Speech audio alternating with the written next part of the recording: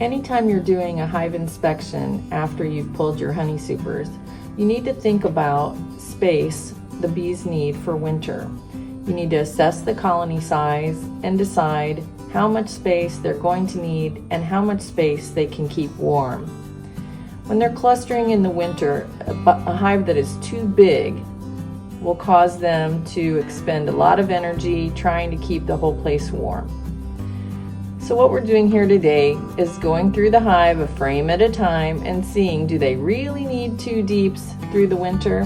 This was a nuke that we installed in May. They boomed immediately into a large population. So now, before we get ready to shut them down for winter, we wanted to confirm that they actually need 2 deeps. This particular hive was loaded. We were able to assess each box individually as being heavy.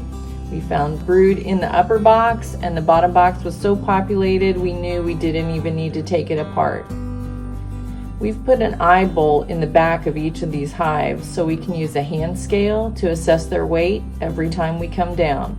If we would see a significant drop in weight, that would be a good trigger to get back in if it's warm enough and check to confirm that they still need 20 deep frames to overwinter.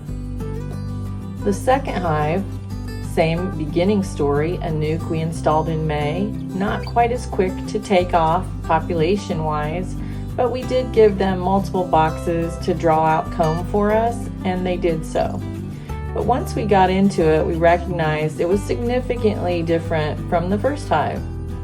Not nearly as much population, not nearly so much weight. When we got down into the bottom box, we did find 3 frames of brood, but also several frames on the outside that weren't even drawn out. While we could not completely take away the bottom box today, we're definitely planning on doing that before winter. We continue to have some warm weather here in October, so we're going to let those 3 frames of brood hatch out. We're going to weigh the box with our hand scale going forward, and in about 2 weeks we will look to be removing that bottom box altogether, setting the top deep, which is much more populous, down on the bottom board and leaving the super on them with a candy board to overwinter.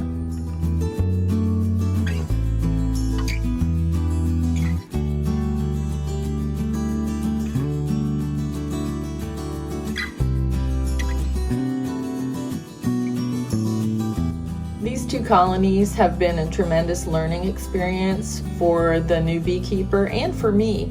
They were both good nukes that she purchased in May, and they have consistently been significantly different from one another, which has given us a great opportunity to compare and assess. I really have enjoyed doing 2 exact hives from the start and allowing the new beekeeper to see how important it can be to have 2 rather than just 1. When you have 1 new hive, they always look great unless they're terribly bad. So having 2 has provided twice the experience and allowed her to see great differences. Great idea when you're a new beekeeper is to start with 2.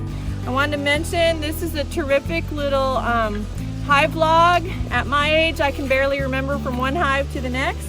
So it gives you even a layout of what you can have seen in your hive, so you can date it, check all kinds of data, and then it is waterproof. I've even actually run this through the washing machine in my suit pocket and it doesn't run. So highly recommend these for keeping track of what you've seen.